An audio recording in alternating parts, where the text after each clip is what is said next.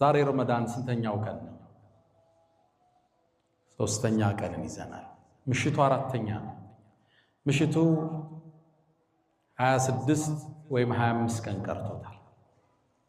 ቀናቶቹ እየተጓዙ አላህም በእርግጥ እውነት ተናገረ። አያም ማዕዱዳት የተቆጠረ ቀን ሰጥቻችኋለሁ ተጠቀሙበት፣ ራሳችሁን እነጹበት፣ ምህረቴን አገኙበት ብሎን ነበር።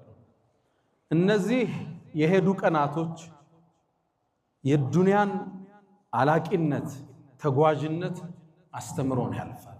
የረመዳን አንዱ ዓላማ እሱ። ዱንያ ለካ ጠፊ ነች። ረመዳን እንዲገብቶ እንዲካለቀ እድሜያችንም ለካ እንዲያልቃል ሚለውን አስተምሮት እኛ ውስጥ መስረጽ አላህ ይፈልጋል።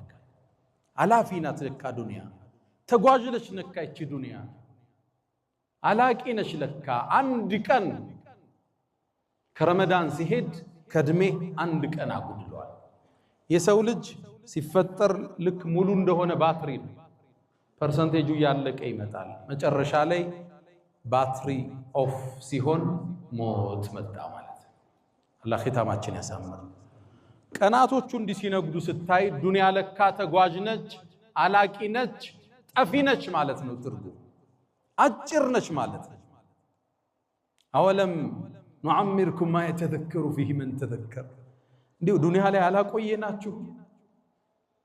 ሰዎች የሚገሰጹበት የእድሜ ክልል አልከተትናችሁም?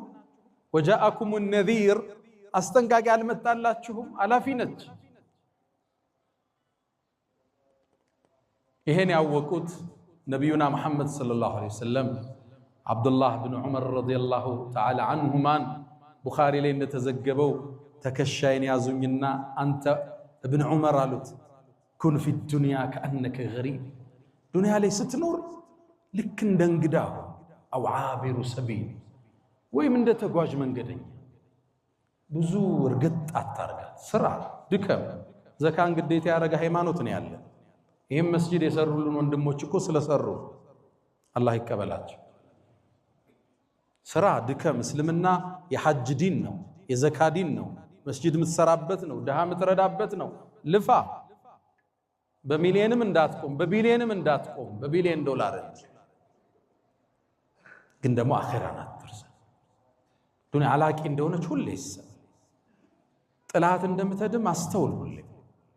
የረመዳን ቀናቶች መናድ የዱንያ ቀናቶችም መናድ መስታወቶች ናቸው። ይሄን ነው ረመዳን መጥቶ የሚያስተምር። ወር ገብቶ ወር ከወጣ አንተም ገብተህ ከዱንያ ትወጣለህ። መልእክቱስ